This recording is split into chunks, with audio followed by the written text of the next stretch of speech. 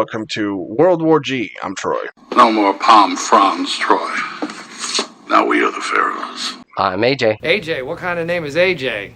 Oh, you race cars? I'm gonna try to keep the energy up. Gonna try to keep going. Because he just literally just like walked in the door from a road trip. Yep, from Colorado. One last big hurrah before the GF starts school. Yep. So that's where I've been the last couple of days. Just got back into town today. Just hours before. Boy, are my arms tired. Yeah. Hours before start recording, so. Yeah. But it's okay. I'm good. I'm fine for the moment. All right, let's get to a segment that we do on a semi-regular basis. Troy's Toys. Now it's time for Troy's Toys. As when we talk about various action figures that I've been known to collect, one or two. And I think I've actually found some that you might be a little jealous of. Not necessarily a toy, but a collector's item. All right, you go first then, because I'm curious here. Yeah, right. I come walking in and I've got a couple of bags within bags or whatever, and like unveiling them, but I'm like keeping them behind my laptop so Troy can't see, like, you know, for the big reveal. So while I was on vacation in California, two of my friends, like as soon as it hit, like I was playing a video game and it would hit midnight, and they come like running out into the living room and they're just like, "Hey, happy birthday!" And then they give me two items. The two that they gave me were these guys right here. Ooh. Go ahead and take a look. Now, these are FigPins.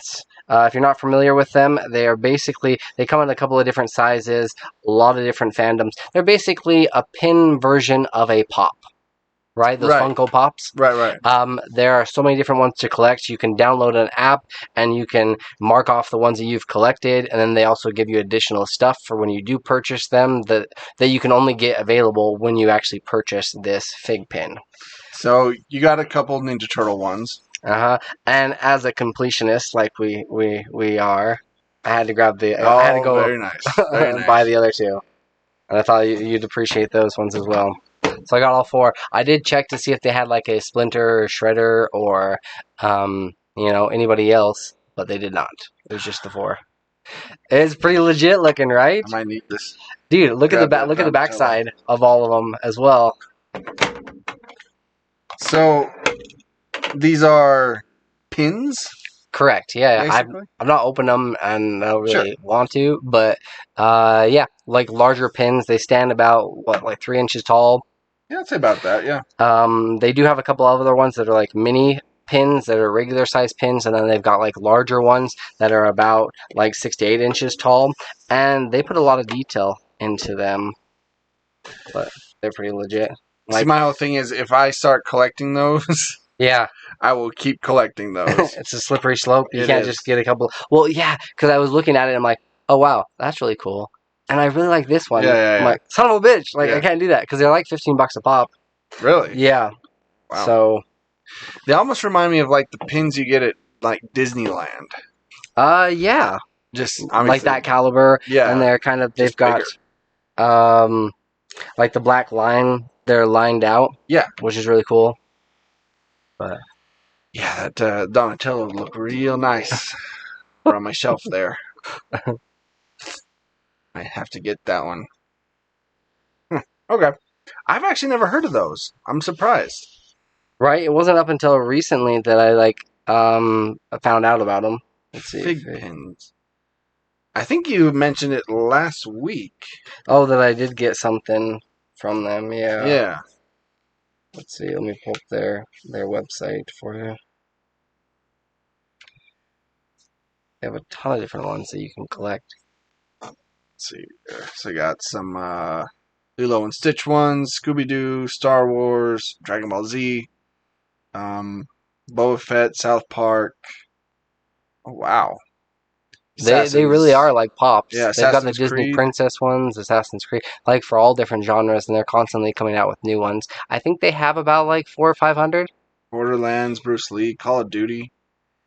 Crash Bandicoot, DC, Disney. Oh wow. And it's weird, like they're not to the level that Pops are, where they've like covered pretty much everything. Right. But they've got a wide range, Pretty good. Batman the Animated Series pins. right? Those were the ones I was kind of like, oh, that's really nice looking. Oh, I like this. Oh, a bunch of these are sold out. Yeah. I like that Batman one though. That'd be cool. Be cool to have. It looks really clean. So these are FigPins. So if people want to go check these out, what's the website? Just figpin.com. Figpin.com. And those are like, that was just the one category. Like, they have so many other ones to go through, like that are just DC ones. Yeah. From the animated series or from wherever. FigPin.com. Want to go check those out? Check those out. Now, I got a couple figures. I was at Entertain Mart before, like the day before I left for Colorado, and I came across these. Now, normally these wouldn't be ones I would pick up, but look at that bottom price on the bottom. Oh wow, $5. Yeah, and then this one, Yeah, $8. $8 for a Batman. Yeah. Oh wow. So I couldn't pass those up. Right. So it's Batman and Robin from the Dark Knight Returns Frank Miller storyline. Where he's in his Superman suit, basically the suit to take on Superman. Yep, it's full armor here. Let's pop this out. And if you collect all 4 or 5 of them, what are you building? You're building Doomsday. Okay. Now, problem is, I will never get Doomsday because I would never buy Jesse Eisenberg's Lex Luthor. Oh, no, hell no. No. Yeah. No. So, yeah. I'll never have Doomsday. At least not this one. Yes, let me open up this one here. Now you've kind of changed up, like we had a rating system that you've kind of adjusted, tweaked, and mixed up. So, What are these categories now? how are we? What's it? Okay. Hang on. Pop these out. Come on. All right. There's Robin. Carrie Kelly Robin. She's looking pretty cool. Now let me pull out Batman here. Batman's chunky. Have they done much with her in the comics? No. Right? Not out of the story.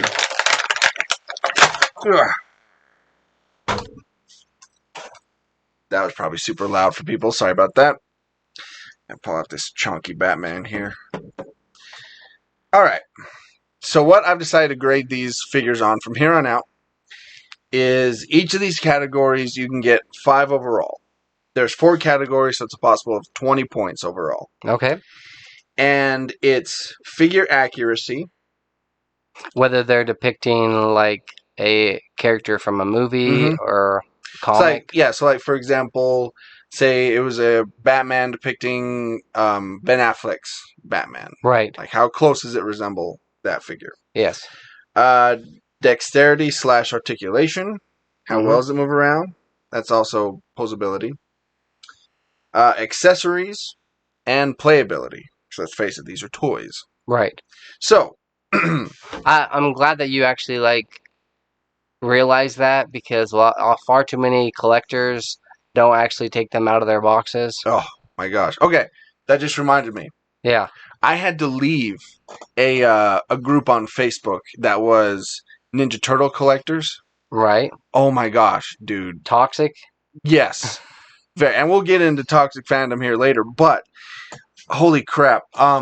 What made me leave was I saw a picture of this guy that said, "Oh, good haul today." And he had literally like cases of a particular item. Right. Like he Of the same exact item. Yeah. Like when the people were stocking it, like he asked for like whole cases Oh my hell. and threw them in the cart. And I don't do it often, but I lost my shit. I'm like, basically you're taking toys away from like kids who these are for, by the way. Right. I'm like, do you ever actually just buy one and can be somewhat courteous to other people that are coming in. Mm-hmm.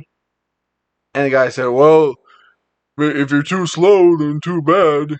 It's kind of supply and demand kind of a deal. It's like, well, who doesn't buy these and then resell them? I'm like, okay, no, I'm done. I'm done. Yeah. Was that one of the admin people? I don't think so, no. Okay. So they allowed everybody to, like, post up on there? Yeah. Okay. I just got so angry. I'm like, and it's Ninja Turtle toys, so like, imagine you have a kid, 7-year-old kid, you walk into like the toy section of Walmart and the shelves are bare because idiots our age are there with full-time jobs that are buying up every single thing. Yeah. Or the worst is when you've got like the Leonardo, Michelangelo, Donatello, but no Raph, you know. And then like if you want to like Raphael, if you want to complete the set, you have to pay like $50 from some dude when it was like normally like $5 for the toy. Yeah, that would bug. It's like just recently Walmart has they have these re-releases of like the original Ninja Turtle toys. Yeah. There's no use trying to find them. They're gone. Yeah. Anyway, so I'm talking about these ones I have. Let me start with Robin first. Let's talk about figure accuracy. The accuracy is pretty good because the way Frank Miller draws is very unique. And so you see she has the bigger hands. The hair. Miller, the big hair. Right. The glasses. That giant R there on her chest. The glasses, are they supposed to wrap around that far? Yeah. Okay. Yeah. Like, no, the green part. Okay. Yeah, from what I remember from the comic, yeah. So, yeah, pretty good. Has the slim cape. I do like the cape. It kind of reminds me of McFarlane's capes. Where it's kind of like wavy, set in a pose. So, figure accuracy on that one, I would give it... She's got a very strong jawline. She does in the comic book. Yeah. Like, Frank Miller, like, his females are very masculine looking. So, I'm going to give like a solid 5 for accuracy on that one. Okay. Because, it's pretty good. Now, dexterity and articulation, you had to break her apart, dude. A little bit. I really had to get these joints moving. Yeah. So let's see. We got the arms moving. I was going to try to move it, but I'm like, I don't want to break this. Yeah. I mean, it's not bad. It's like typical articulation. Well, they're not able to crouch or do any type of, you know. There isn't too much posability here. At least I do appreciate that where the armpit's at, it can go out, like your elbow can go out. That's one step up from those toys where it's just like stormtroopers that they can just move their arms up and down. So I mean, it's pretty standard articulation. So I'm gonna give that like a 3. Okay. Now accessories. Obviously, like we were saying, to build a figure, so it comes with a Doomsday leg, which if you're not going to complete the set, which I'm not going to, this is pointless. No reason for me to have that. And then the only other thing she comes with is this little slingshot. All right. And the slingshot just doesn't, like, it doesn't move. It's just... Oh, wow, yeah. It's stuck. And, it's hard to get into her hand. That's a really weak rubber. Yeah, that's no good. That's no good. I'm giving a 1 on that. And then playability. Nah. I mean, I gotta think, if I was a kid, right, this would be the last toy I'd reach for. Right. Honestly, to play with. I don't think a lot of kids are scrambling to play with Carrie, Kelly, Robin. 3? I'm gonna give it a 2. 2, okay. I mean, it's decent. Yeah. But, yeah, I'm gonna give it a 2. All right. Now let's move on to Batman. Big old chonky Batman here. Figure accuracy. Looks pretty good. Yeah. The armor looks good. The thickness of the figure looks good. You are able to remove the armor? I don't think so. Well, it like pushes down like the Yeah. chest plate. I think that's just Oh. how they made it. Yeah. Yeah. So yeah, the accuracy is pretty good. Even down to the soles of the boots. Dang, yeah. You got spikes on there. That's pretty good. So I'm gonna give it another 5. Alrighty. Because it's a good scale also with the Robin. God, the scale's pretty good. Dexterity and articulation. I mean, just because of what the figure is, there's not a lot of... He is able to move his head, Yep. which not all Batmans can do that. Can move the head, move the arms. Can't really move the waist. Oh, there we go. It was just stuck. Move the knees. Ankles move a little bit. For the armored suit that he's in, it's not bad. It's not bad. It's not bad. You can put him in some pretty good poses, I think, though. I think he'd look pretty cool on the shelf. Just scowling the whole time. So I'm going to give that, being what it is, I'm going to give that, I'm going to give it a 4. And then accessories, let's pull out his accessories. Is it another leg? Nope, it's a Doomsday head and Doomsday crotch and butt. See the head? Oh, nice. Now, but other than that, he comes with this little gun. Now, the gun is built a lot better than That slingshot. Slingshot. Yes. But his fist is completely closed. So you can't fit the gun in there. And the other hand is kind of this open, weird claw-looking thing. Oh, nice. Looks like a toy out of Toy Story. I was thinking the same thing. So, the accessories, again, I'm giving it a 1. And then playability. This would have been a fun figure to have as a kid. Oh, it's not breaking it at all. Mm-mm. Yeah. You could do a lot to this figure. Right. And it's going to be pretty durable. So I'm going to give this one a 5.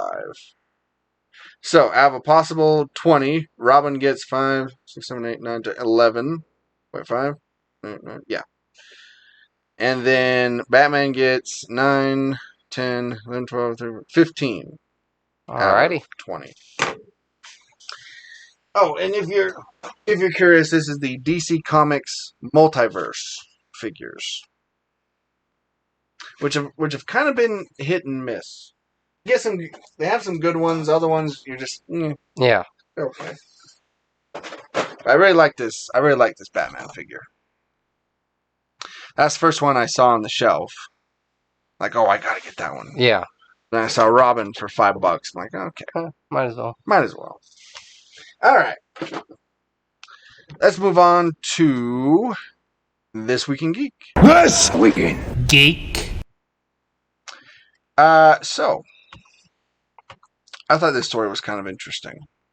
So in the Harry Potter films, there were so many like classic British actors, like very famous British actors. Yes.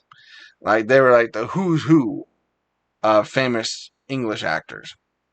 Well, one told the Harry Potter producers to, quote, fuck off when they offered him a role. And that was Alan Cumming. Can you imagine go through a life with the last name of Cumming? No. Yeah. I had a hard enough time with the last name Wood. I couldn't imagine. Alan Cumming reveals he once told off the producer of Harry Potter franchise after they offered him the role of Gilderoy Lockhart.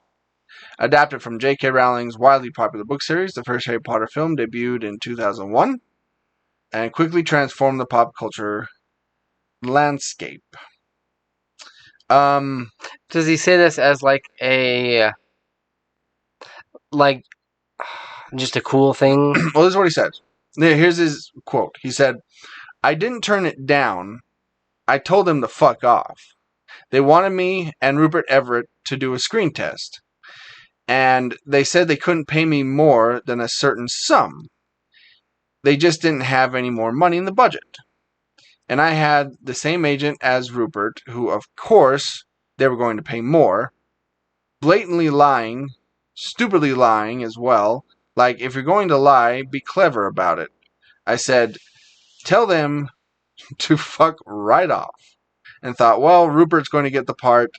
They made him do a screen test, and I remember he brought his own wig, and then they fucking gave it to Kenneth Branagh. Came out of the shadows. So it sounds like there was a little dispute with money. So when did this film come out? Well, it was the second one. So that was 2000. Well, the first one came out in 2001. Second one came out in 2003? 4? 3. Because I was just looking at his films that he did during that time. So 2001, he did Spy Kids. 2003, he did X-Men 2. And 2005, he did Son of the Mask. 2002, Chamber of Secrets came out. Oh, okay. I think that was the same year he did X-Men 2. Oh, Spy Kids 2 he did in 2002. Wait, so he did X-Men 2 and Spy Kids 2 in 2002? X-Men 2 was 2003 and Spy Kids 2 was 2002. Oh, I thought X-Men 3 was 2002. Oh, Spy Kids, the first one, was 2001. My bad. So, it doesn't seem like he was hugely in demand. Right. Enough so that he could just say, like, fuck off to And that Harry Potter. My whole thing, that bugs me. Because he said, look, my whole thing is money's money. Yeah. You know, maybe you're not getting paid as much as other guy. Who cares? It's a job. You're being paid. I think he would have done a fine job. Yeah, he would have been great. He looks the part. He's a great actor. But I think that's just such a petty reason to leave a film. Right. So you're not going to get paid that much. Oh, well. Mm-hmm. It's a movie that you can add to your IMDb. It's going to be a massive franchise. Yeah. Which, by the way, Gilroy Lockhart comes back again. Or does he? No, he doesn't in the movies. Never mind. He doesn't in the books. He doesn't in the movies. Never mind. Anyway. But with the possibility, because you know how many books are in the series, you know, even if you haven't read them, then you're like, well, maybe I'll come back for a sequel. Yeah. Plus, he'll always be part of that legacy. Yes. Because the first one had already come out, and it was huge. You can piggyback on that to, like, Comic-Con for years. Yeah. I don't know why. I don't know. Maybe it's just because we're not in the business, so we don't understand. Money's money. It would kind of bug me a little bit when they said, like, hey, we don't have it in the budget, but you know, you already know from other reliable sources that he would actually be getting paid this much. Yeah. Yeah, I still think I would have taken the role. I would have taken it. Anyway. Speaking of taking the role, Interview with the Vampire, AMC series, has finally cast their Lestat, excuse me. So they had chosen Sam Reed. It's Lestat, by the way. Is it Lestat? Yeah, it's Lestat. Lestat? Okay. Yeah. In the original one, that one was played by Tom Cruise. Yep. And Brad Pitt played, what's his bucket? Luis? Something? I don't know. I never saw it. Claudia. And then Claudia was, what's her bucket? From Spider-Man. To Mary Jane. Oh my gosh. Kirsten Dunst. Kirsten Dunst, yes. Yep. Sam Raimi. I did look up his IMDb. He's kind of an unknown, but I'm glad that this is actually becoming like doing a series. Because have you ever read any of the Anne Rice No, books? Okay. I haven't. I did read Claudia's story and the original one, and I thought they were fantastic. But the movies, they were decent. They just seemed like they were rushed. It didn't really give the characters time to develop. And the whole dynamic between these two guys raising this child in a completely different, one sees humans as kind of like, they're just fuck toys and food. Yeah. Right? And then the other one's just like, we can learn from them. We can grow, kind of like coexist. We can feed off of like rats and other things if we have to, or we can just take the people that are going to die anyways.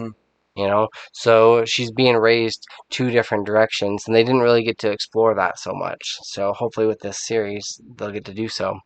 Yeah, I'm looking through his IMDb just kind of see if there's anything I recognize.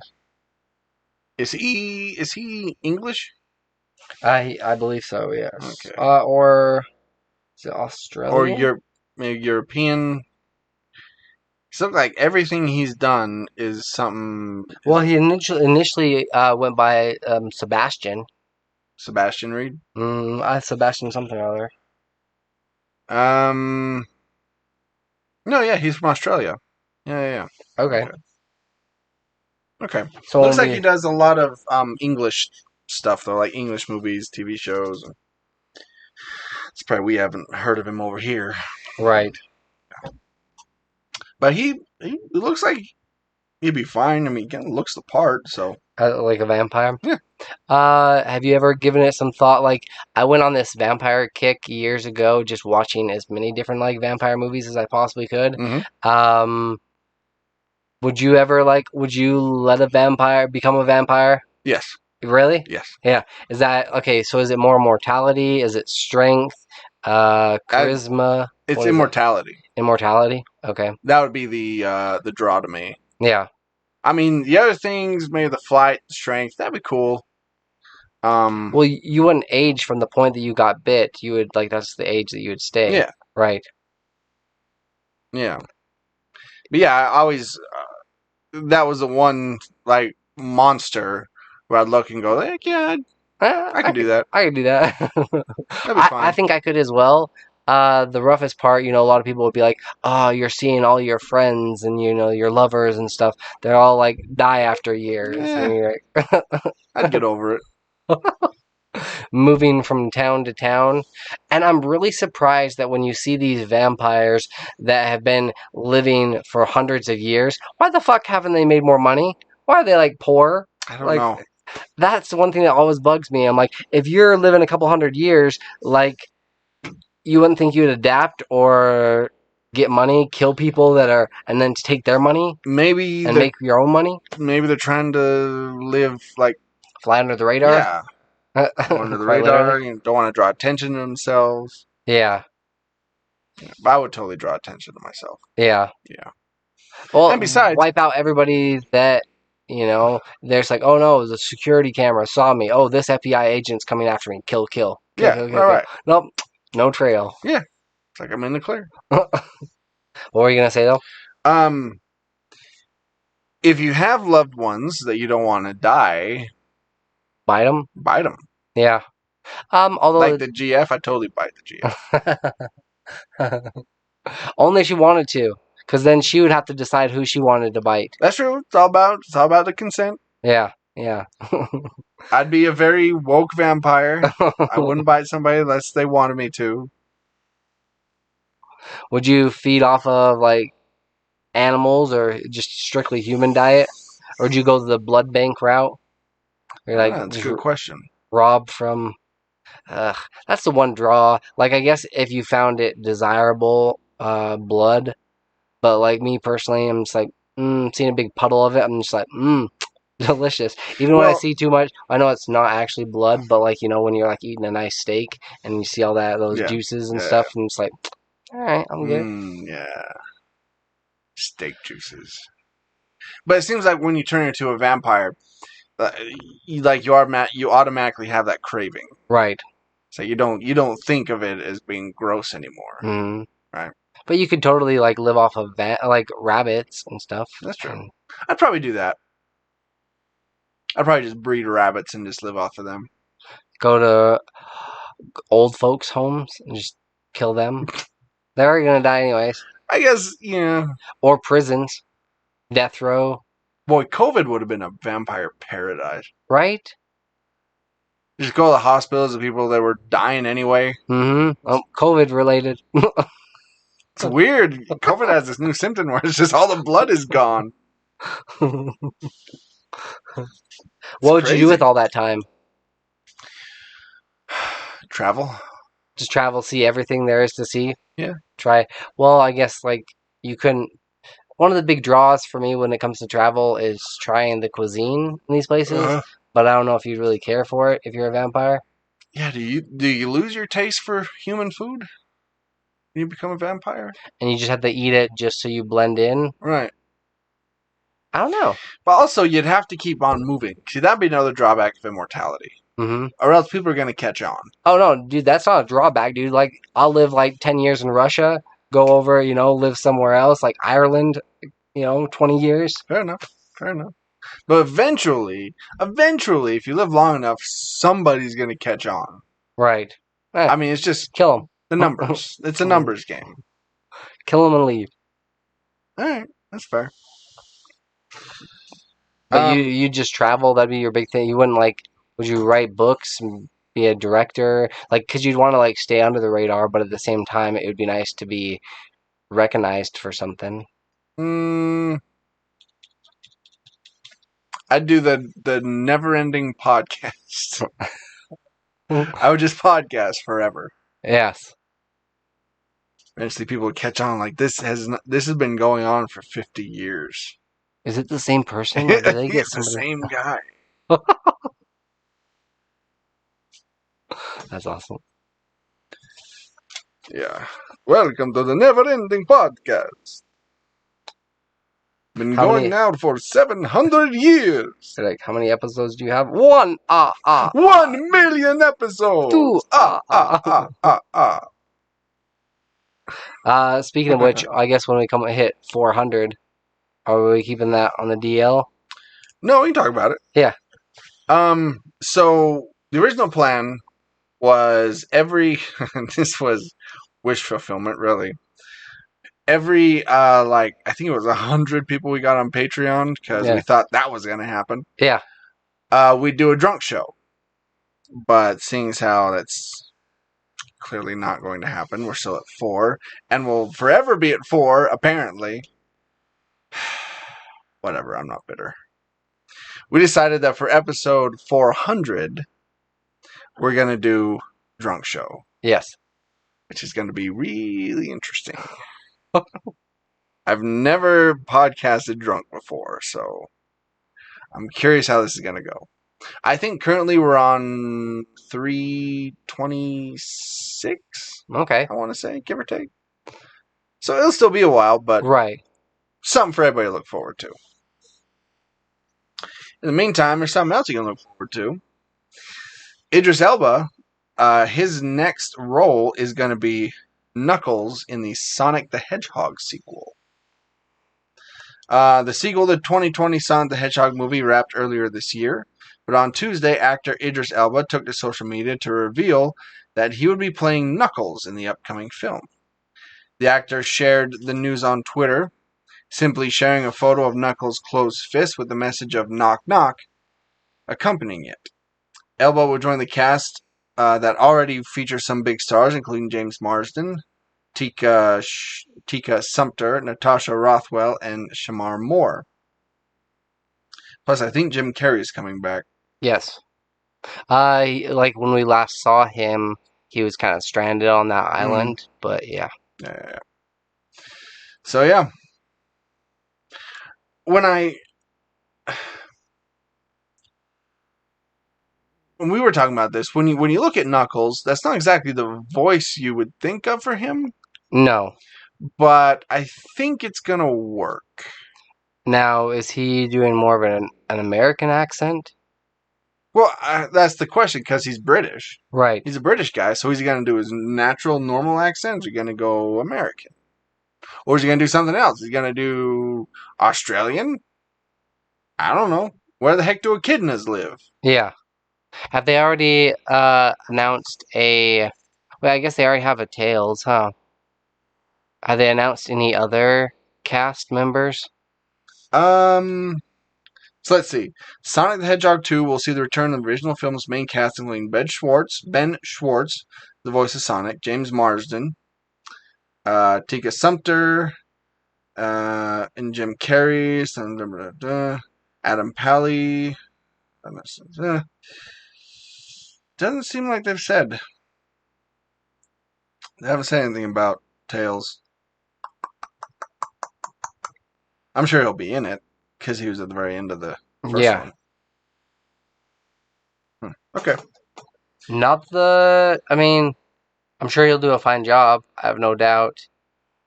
It just seems more gruff than cartoony. Yeah.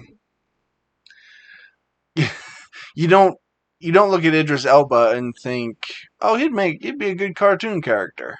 If you were to pick your ideal voice actor for Knuckles, who would it be? It'd be someone like...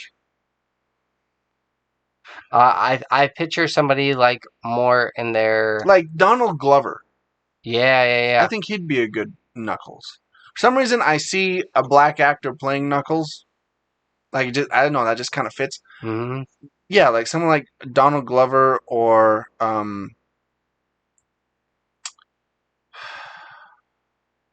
Donald Glover. Yeah, Donald Glover would be a fantastic Now choice. that I have him in my head, like, oh, that'd be good. Yeah. The only other person I could think of, and Maybe it's not a black actor, but Michael like B. Jordan. Neil Patrick Harris, Oh, he'd be good. right? Yeah. Kind of around that age of an actor. Well, I was thinking like his voice would be kind of higher pitched. Yeah. In those certain moments. Because Idris Elba has talked sheer con. Like that's quite the difference between Knuckles. But hey, I'm not making the movie. And while I was watching the Suicide Squad, I was like listening to his voice, and I wasn't getting Knuckles vibes. It'll be interesting. It'll be interesting to see how it All comes out. off. Yeah. Do you like the first Sonic movie, by the way? A lot better than what I thought I was gonna like it. Me too. Like, it wasn't bad. It wasn't like fantastic or like something I'll watch again and again. Mhm. But it was like, all right, that wasn't bad. Yeah. After they changed up Sonic. Yeah. Thank God. Yeah. No, that was one of the last movies I watched before everything went to shit. Really? Sonic, yeah. It was that one, and it was Onward. Oh yeah. I think Onward was the last one because you'd given a review on it, and then yeah. It's like I went like on a Wednesday, and the theater shut down on a Friday. That Friday, so. All right. So, the Chocolate Box Hotel is teaming up with LateRoom.com to bring you Wonka Vision, not to be confused with WandaVision. So, you can celebrate the 50th anniversary of Willy Wonka and the Chocolate Factory by staying at Willy Wonka themed hotel. Now, this hotel will be the Chocolate Box Hotel. They already have kind of like candy themed rooms, but this one is going to new lengths. You are going to have, lickable wallpaper with a variety of fruit flavors, luxurious chocolate fountains dripping with fruit, marshmallows, jars of gobstoppers, gumballs, chocolate sweets, and anything like that you can think of they're going to have in these rooms. They did make they were very clear about this and even put it in red ink. They're talking about we will replace the wallpaper after the stay. I was gonna say, thank God. Yeah. Even then, I'd be a little dubious. I really wanted from Wonka, watching that movie, the original one. I really wanted a gobstopper or one of those pieces of gum that had like a full course meal. I thought that'd be really cool that it like changes and yeah. Where's this hotel going to be? Where's it going to be located? TheLateRoom.com. It says that it's going to be per night will be available for £200. Oh, pounds? Yeah. So it's in Europe. Somewhere. Oh, you can also get your like the tub completely filled with chocolate for an additional $150. Why would you do that? A whole tub full of chocolate Why would you do that? for £150 Ugh. with like a purple robe, purple slippers. What the hell? I'm fine. Knock. You guys are going to stay there. Knock yourselves out. I won't be staying.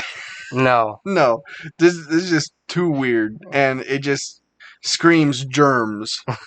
I'm sure they're gonna make it very sanitary, but like, do they have a shower that you can also hop into? Like from the room, Well, it just looks like there's just a bath and a shower in one. Right, they have the shower head. Yeah. So how do you drain the chocolate? I don't know. That's the thing. Right?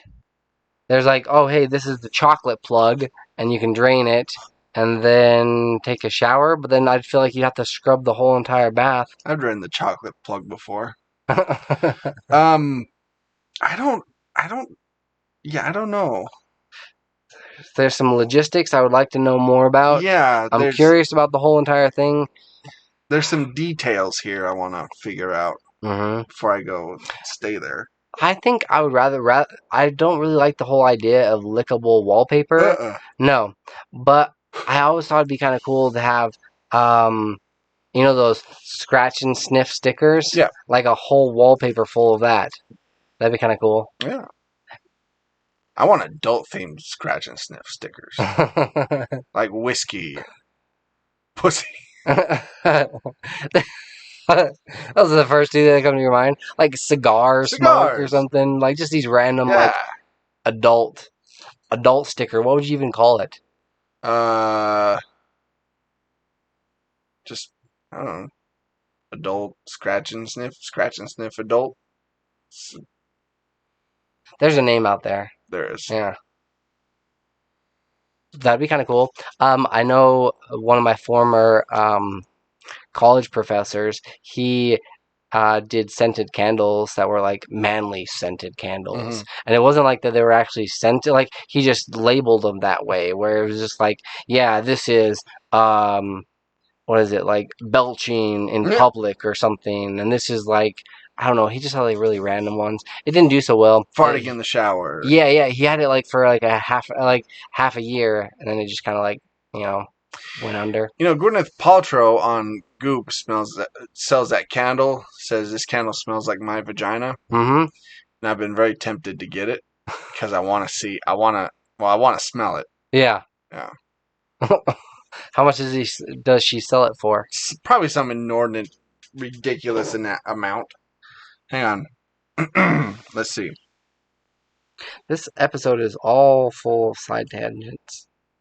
I like it. Hang on. This candle smells like my vagina. Here we go. Hang on, I'm going to the Goop website. $75. You can get a candle that smells like Gwyneth Paltrow's vagina. Just checking to see if there's adult scratch and sniff stickers. Everything smells. Largest selection of scratch and sniff stickers. Everything smells. You can get a roll-on deodorant. No, they really don't have adult ones. They have like blueberry muffins, strawberry shortcake, fries.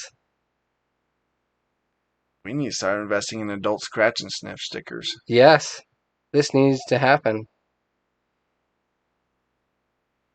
Interesting. Okay. Moving right along. Yes.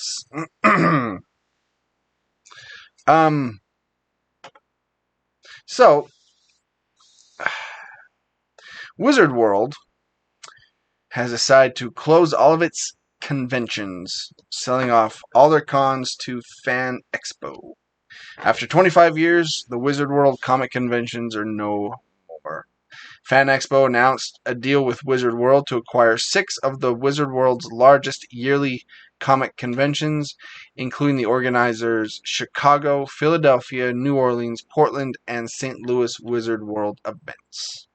Now that FanX has gotten it down to a science, they've decided to move on to other projects and investments. Is that kind of I don't know. the takeaway? I don't know. Fan Expo HQ is devoted to creating unmissable, exceptional fan experiences.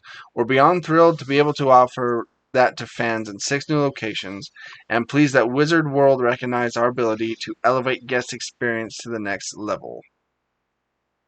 We're looking forward to getting to know each of these individual communities, learn what they're looking for, and raise the bar. I'm totally fine with this. The last Wizard World will be in Chicago, taking place October 5th through 17th, 15th through 17th, 2021. You remember what they did with like Fantasy Con the first year, where it was okay, Yeah. but it wasn't anything great. Yeah. And by the next year, they had like that huge dragon. They had like so many other like celebrities in that niche. They did the same thing with like Gaming Con. Like, so I think this seems like up their alley, that they can like us find out what exactly they want and make it better. Right. Are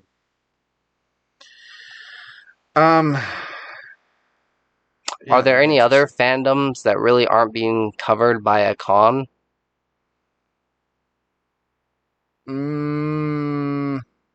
Not that I can think of. Right? They're pretty covered. Or at least included in, like, you know, Comic-Con, or where it's got like an artist alley, and then it's also got other voice actors, even furries. There's a furry con. There's a furry convention. I think there's a convention for everything. Like, if you're into it, there's a convention for it. Maybe not as big as some others, you know, but there's definitely some out there. I was just trying to think if there was anything that like hasn't been covered. Get in on the ground floor of it. There's even a porn convention. Fitness con, you know. I know my brother goes to that every year. They used to, the first couple of years, they'd give like you random different like supplements and different proteins to try. Now it seems like they just give you a coupon for for everything. But all right. So I wanted to take a few minutes to talk about something that's kind of been bugging me. It's kind of been on my mind lately. Yeah. And that is toxic fandom. Now, where this came about is I've been thinking about football fandom. Football fans. With football season just around the corner, they already had the first couple of games. Well, not the regular season, but the preseason. So, before we get into it, let's define what toxic fandom is. Yes. Good fandom is healthy and appreciative. I thought for sure you were going to do the Webster defines it as. Good fans support each other in a collaborative community. They work to build each other up. Toxic fandom is the opposite. It is when fans attack other fans with purity tests. It's when their criticism of some aspect of the show is framed in exaggerated emotional terms. Toxic fans are essentially the abusive party in an abusive relationship with the content they're a fan of. That is, they aren't just there to celebrate it, but to control it and neg it. So, again, the reason I'm talking about this, I've been thinking a lot about football fans. Co-workers? No, there's a podcast I listen to where occasionally they talk about football. Mm-hmm. which I usually skip past. But one is a Philadelphia Eagles fan. Yeah. The other is a Washington fan, which is now the Washington Football Club Mm-hmm. football team. But the thing is, the one hates everything Philadelphia. Just because he hates the team, he hates everything Philadelphia. Right. And I see that so much with football fans. Yeah. Like, it's not just the team, it's the entire city that you hate. And that makes no sense to me. Like, okay, here's another example. I have that Dallas Cowboys blanket hanging there. Yes. Right? Right. I remember when I first put that up and you came in and saw it, it made you stop. I'm like, what the hell? Now, that's the thing. You know, I hate football. Yeah. But still, just seeing that triggered some emotion in you. The team that really bugs me is the Packers, but that's because I'm a Vikings fan, and they've got a rivalry going on. See, I understand sports rivalries. I get that. Yeah. And it can be healthy because you want to see the best when it comes to competition, right? You want to see these athletes perform at the best that they can, and if it takes, another team to bring out the best in you, by all means, right? Yes, I get that, but that's more of competition, along the lines of competition. Yeah, but football fans are they take it to a whole other level. They really do. Yeah. And I don't understand that. I'm a basketball fan, all right? Back in the day, there was this rivalry between Utah and Chicago. Right. Right? I hated the Chicago team. I didn't hate the entire state of Illinois. I didn't hate the city of Chicago or anything that had to do with Chicago.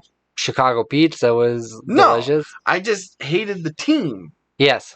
So I don't understand this mindset of, I'm not just going to hate the team, I'm going to hate anybody who's from that city. Right. That makes no sense to me. I get that. And I've looked up lists of toxic fandoms, and football always appears on that list. Mm-hmm. Probably near the top.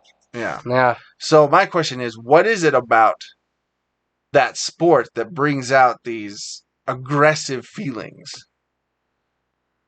I think because a lot of it has to do with fans. A lot of people grew up playing that sport, so they're very passionate about it, and they understand rivalry. But why is it that football fans are kind of in a league of their own as far as being fans, where all these other sports fans aren't like that? Why are football fans so different? That's my question. Could it be that it's more of a gladiator, testosterone driven? A lot of these other sports, you don't it's not full contact, right? You get a penalty if you hit the other player. Right. Where this one, it's encouraged to hit and take out the other player. So I feel like emotions are a little bit higher. It would be kind of in comparison, watching a tennis match compared to, or a soccer match or something compared to a football game, where you want to see, not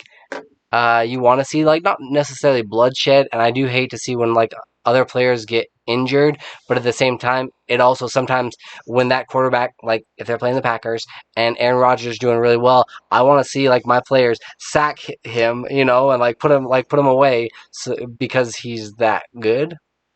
So that's where, I don't know, I guess that's where it comes from. I was gonna bring up, you're familiar with the phrase bandwagon fans? Yes.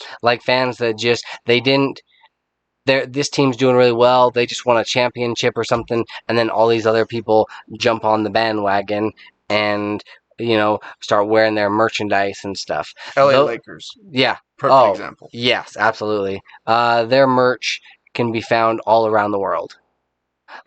Yeah, I've known a lot of Canadians. It's like, oh, you live like, you live near like LA. I'm like, well, I'm in Utah. They're like, oh, John Stockton, Karl Malone, Uh, but bandwagon fans don't bother me as much. Sure. Like, aren't as toxic as ones that call them bandwagon fans. The people that get on their back for, oh, you just like them because they won this championship, or oh, you just like them because they're, the gatekeepers. right. Yeah. Yeah.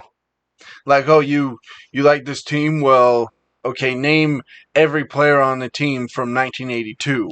My first Weezer concert that I ever went to, there was this big kid, and I mean, like, he was ginormous, and he was going up to people because he was like further back in the crowd, like everybody else. If you get there early enough, you can get towards the front of the gate and you can get in the general admission area, right? He was further back. He got there late, and what he was doing is he was challenging other people. He's like, hey, let's have a Weezer off. Where like I know more about them than you do. I'll ask you a question, you'll ask me a question, and if I get it right or if I beat you, then I get to take your spot and you have to like switch behind me, kind of a deal. And he did that to me, and I was on a date. I'm like, dude, fuck off. Like, what are you talking about? No, like I was here first. Like, deal with it. And like whenever they were playing like harder songs, he was like kind of like pushing or whatever. Like I just kind of pushed back and might have thrown some bows around. Man, should I say this? Okay, I don't even know. Okay, like the kid was coming really close to hitting my date. Like he kept like pushing us and like shoving and stuff. And as we were jumping up, like one of the songs jumping around, this sounds horrible. I took my keys and I might have like pushed one of the keys, like my key into his side and kind of like stabbed him. Didn't draw blood, but like kind of shoved the key and pushed my fist and pushed him like further away from us, and he didn't come back. Like he kept, I don't know where he went. I wouldn't have come back. Yeah. That fucker just stabbed me. Well, okay. I get really protective when I'm in the middle of a mosh pit. I get really protective of my date. Sure. Like that, I'll kind of like want to give them enough space and room. And if people start pushing in, I push back, kind of keep them so that they've got like a good view and they're not getting like pushed around. Yeah. So there was that. Okay. But I think it's just that it's more of a testosterone-driven sport, that it brings out higher aggression and rage and maybe passion. I don't know. And I'm picking on football, but anytime there's fandoms, you're gonna have toxic fans. Oh yeah, it just happens. As far as the nerdy community goes, what's probably the biggest rivalry, and then what's the most toxic rivalry? Star Trek and Star Wars. Right, but that's like, okay, but I feel like, they get along, or they don't get along. No, not at all. No, I feel like you can still find some common ground because you'll see a lot of people. You'd think, wouldn't you? No, but the majority of it, at least from what I've seen, no. A lot of people think you can either be a Star Wars fan or a Star Trek fan. You can't be both. Yeah, no. Yeah. And that's where those toxic You're fans both, come though. in. I am both. Yeah. I'm bi-stars. Do you lean heavier more Star Wars? Star Wars. Okay. Figures as much. But that's because you grew up with it. Like, I grew up with Star Trek, too. Yeah. And I used to like Star Trek a lot more than Star Wars, but then I, grew up and realized Star Wars is just more entertaining. Yeah. They got lightsabers. That's right, they got lightsabers. But yeah, like Star Wars fans are the literal worst. What are some of these other big rivalries in the nerdy world? DC and Marvel? That's not too bad. Right. Because they've done a lot of crossover. Yeah, and DC and Marvel, they are rivals, yes, but it's a friendly rivalry. Like they don't hate each other. They don't, Right. And so the fans really don't. I'm trying to think some others. Some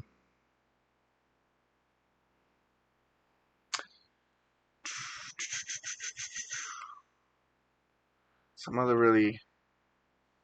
I'm trying to think of really toxic people in the nerdy world. But for the most part, like everybody, you see all these people coming together at Comic-Con, and even though you don't know who they're cosplaying as, you can still appreciate their work that they've done, right? Yeah, and a lot of that is the exception, and it's getting better. Yeah, It's getting better. But still, if you go online and like anytime anybody brings up Star Wars, all of a sudden it's an instant fight. It's an instant argument. right. Because people take these franchises and they take them so personally, it becomes theirs. They think it's theirs. Right. It's not theirs. No. And that's what happens a lot of times, especially with like football teams. Like I hear it all the time, and it makes me laugh, and I don't really like. It doesn't bother me as much as it used to. But they'll say like, "Oh, well, our team did like, or we did this, we did that." Yeah, that like bugs you the didn't crap out fucking do anything. You're sitting on your couch eating potatoes. Like, yeah. Oh, we have a good chance of going to the Super Bowl. Yeah. I'm sorry, we? We. Okay. I didn't realize you were so crucial to the team. Without you, crossing your fingers and holding your breath and wearing the same T-shirt, or same jersey, like they're not gonna win. The only thing, the one thing that annoys me when it comes to people is when they pick their team, and they base it off of color. They're like, oh, like I'll ask people, I'm like, oh, that's really cool. Why do you like the Panthers? Oh, I really like their colors. Their colors. Like at least like a player, oh, why do you like the Buccaneers? Oh, because Tom Brady plays for them. It's like I can understand that, and like, okay, you're following a player, know. But it's just when they just like, oh, I really like green and yellow, or I really that just. It's kind of ridiculous reason to like your team, I guess. It's like saying, I like Marvel because my favorite color is green and the Hulk is green. Mm-hmm. That's why I like Marvel more than DC. Right. What the hell? Right. I mean, for me, I like the Jazz because I live in Utah. Yeah. And they're our team. Right. So, I mean, it's kind of a no-brainer there. Did you always hate, like, growing up, did you always hate kids that really liked the Bulls or like the Lakers? Yes. Like, and they would wear their clothes and stuff? I did. It bugged the hell out of me because I'm like, you're in Utah. You're from Utah, dude. Like, why don't you support a Utah team? Yeah. They say, oh, the Jazz suck. I'm like, you live here. Support the team. The other one that, like, makes me laugh is BYU and Utah. Oh, yeah. The rivalry there. Which they try to like play it up more than what it really is. There are definitely some toxic fans on both sides, for sure. I think it has to do with BYU being more of a religious school, right? And it's like Utah, we're more rebels. Mm-hmm. We drink beer. Mm-hmm. Like we can't have we're not allowed to bring beer onto your campus. Right. Like that affects us. Like we can't go 2 hours without alcohol, 2 or 3 hours. Like, okay, get over it. Yeah. No. I would say when it comes to the geek fandoms, like I don't think any other toxic fandoms top Star Wars. Like they've literally chased people off of Twitter, off of social, like people that have been in the films, cast in the films, have left social media because of the toxic fans. Anakin? Yeah, his life is completely fucked up because of fans. Mm-hmm. Like the same guy that played Jar Jar Binks. His life, for a long time, was completely fucked up because of the fans. Yeah. That's the whole reason George Lucas sold Star Wars to Disney. Is because of the fans. I don't blame him one bit. Like it would be difficult to bring in great people for these roles when they know that if they don't do it exactly the way that the fan sees it, that they're gonna get a lot of shit. Like I would almost like that's the reason that I would say like fuck you, to Harry Potter is if there was like really toxic fans Mhm. that you're just like, no, if I fuck up this role or don't do it justice, then I'm gonna get a lot of hate and it's gonna ruin my life for years to come. Right. And I just think that's just so. It's ridiculous. It is. It's really ridiculous. And those stupid guys that will see like women who like this stuff that think, oh, there's no way they don't really like it because it's a woman. It's like so they try to test them and Yeah. and it's so. Ugh. Oh, the gaming community is the same exact way. Yeah. When it's a girl gamer, and oh damn, she's better than she's not better than me. Like she just put mods or Yeah. she's cheating somehow. Her brother's probably playing for her or something like that. Yeah. Yeah, it's gross. There was this one girl gamer that I was watching. I think it was a TikTok or something, but it was making me laugh because she was streaming, and this one guy was like, "Oh, there's a girl in the lobby or whatever," and she's just like, "Go out there and go over there and build me a house. Like, fucking do this. Like, Yeah. like I don't know." She kept doing the same exact thing where guys will say like, "Go in the kitchen and make me a sandwich," kind of a deal. Yeah. She was turning the tables on them, and it was making me laugh. If you want to see another side of toxic fandom, look at anything that has anything to do with Brie Larson. Yes. And look in the comments. Yes. Yeah. That's the men in the comments just try to destroy her. Mm-hmm. Because they say, oh, she's a man hater and she's a social justice warrior and a feminist and blah, blah, blah. It's like, so what? Even if she is, so what? Has it gotten a little bit better? Not because of people have evolved, but because anonymity is so difficult now on the internet. Well, I think you're not be able to be like hide behind your keyboard as much. I think you still can. I think that's the problem. I think people think, well, they're behind the screen. Even if you got your name out there, I'm behind a screen. I'm not talking to you face to face, so I can say whatever I want. It's that little like Chihuahua mentality. You've seen those things where like the dogs will be barking at each other, and then you actually open the gate, mm-hmm. and then they're like, and they just walk off. Like most of these people wouldn't dare say the things they do to someone's face. Do you feel like we should make it, rather than doing like not gamer tags, but you'd have to give your full name and your address? Like if you wanted to be on Twitter, that's what your Twitter handle is your name and your address. That might stop a lot of people from saying anything. Like, oh shit, they can find me on all these other social media platforms, right? Oh, they can track me down, like I'm not going to be a dick to these people. I think that's what's funny about TikTok is if people are like that, there are some people that will track them down. Yeah. Like, and call up their businesses and call like their relatives, say, hey, do you know this person is acting like this? Do you know he's saying this stuff? Yeah. Yeah.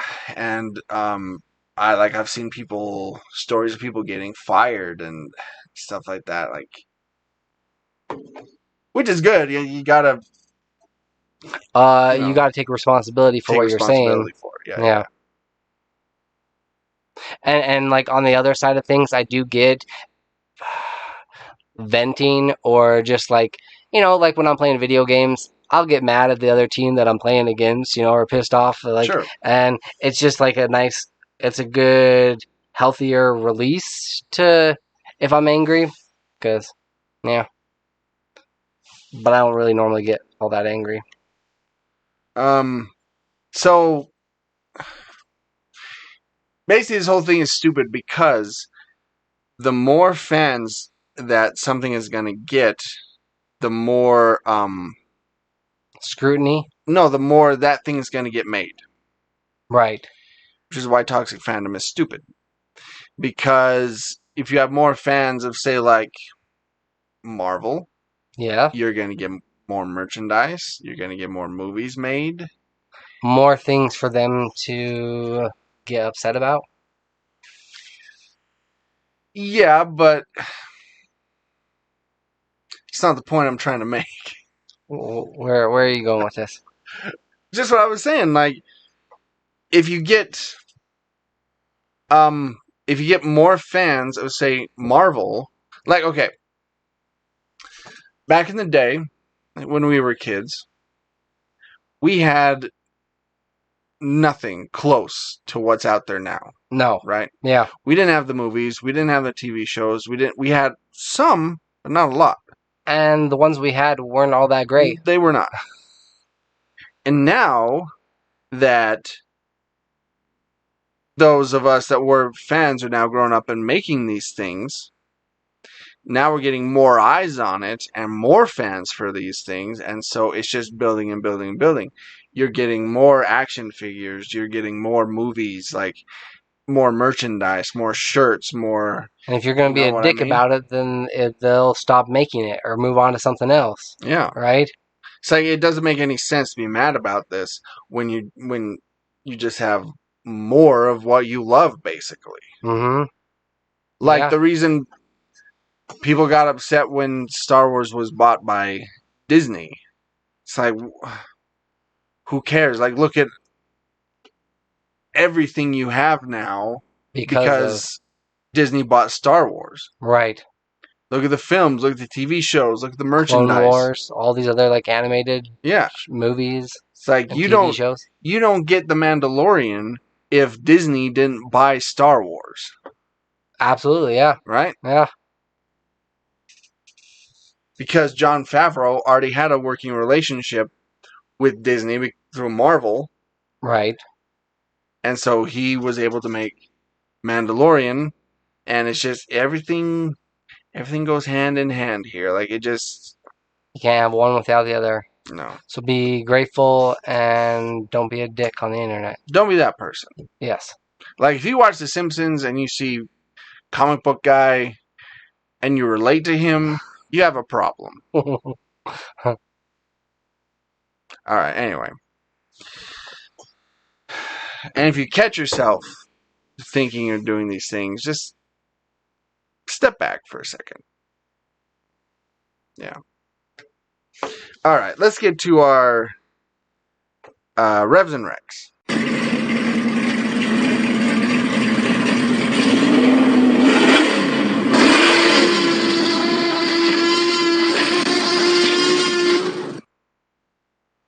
So there has been this series out on Netflix that I think a lot of people have seen, but I don't think it has as much traction or as much that has been as much attention to it as I think there should be. And that's Transformers War for Cybertron. So it's a trilogy, and it goes, hang on, let me see. So there's three seasons. Dang, where is it? Whatever, okay. That's getting me annoyed. So basically there's 3 parts. First part takes place on Cybertron, and you kind of see the formation or the creation. You see the split between the Autobots and the Decepticons. You kind of see what happens during that war. Mm-hmm. Yeah, and you kind of see what that war has done to them. And then the second part takes place in space, where they meet like the Quintessence, where they meet kind of like other races, other Transformers. Anyway, mm-hmm. And then the third trilogy takes place on Earth, and that sets up like the original series. The characters from Beast Wars make an appearance. Yeah. Okay. It's like, why is nobody talking about the fact that all the characters from Beast Wars are on this show? Like, I didn't know. I would see the figures in Walmart, and I just thought, oh, they're just, adding on. Right. I didn't realize that, no, they're in the show. So and it's interesting that it takes 3 seasons for them to get to Earth. yeah, That's pretty cool. basically they're telling the entire origin story of the Transformers, and it's really cool. The animation's really good. The voice acting is really good. The only thing that bothered me was when it came to the Beast Wars guys, they weren't the same actors. And the voice actors are still alive, still Yeah. acting. Yeah. So I thought that was a little weird. They still have Peter Cullen as Optimus, of course. But yeah, there's How many episodes are there per season? About I want to say not like 6, give or take. I think like between 6 and 8 per season. So it's pretty easy. It's pretty. You can get through it pretty quick. Basically, if you love the Transformers, you should go and check this series out because it goes through so many different, like I said, origin of the Transformers, different genres. It goes through a lot of like the universe of the Transformers. what was the name of this one? Transformers War for Cybertron trilogy. Awesome. Yeah. So Just added. nice. So out of 5,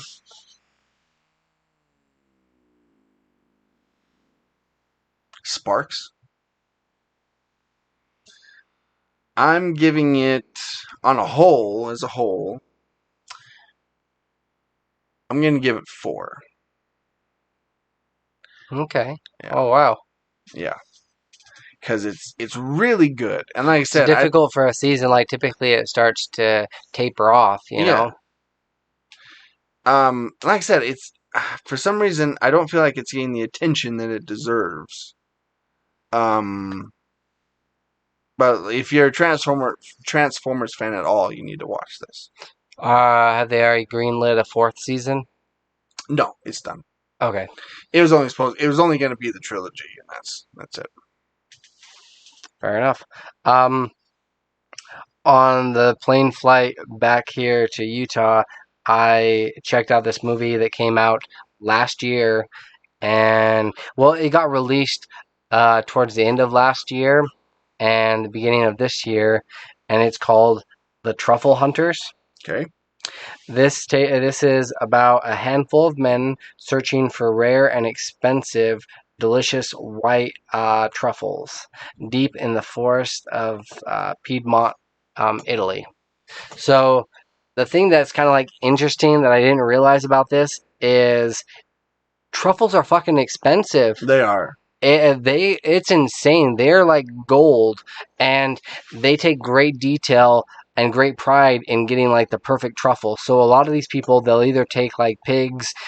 These gentlemen, they primarily had just dogs that they would take out into these remote places in the forest where it's like kind of mossy and very dreary looking, and they're pulling up these truffles and scrubbing them and taking great like care not to even like scratch them or blemish them in any way. Yeah. And then they're selling them to these people for like thousands and thousands of dollars. And even if they only get 1 truffle a week, they're still like able to live just fine the rest of the year, you know? But there's also a black market side of truffling. They kind of explored a little bit, but didn't go into it. It is all in Italian, the whole entire movie, and it's really like interesting.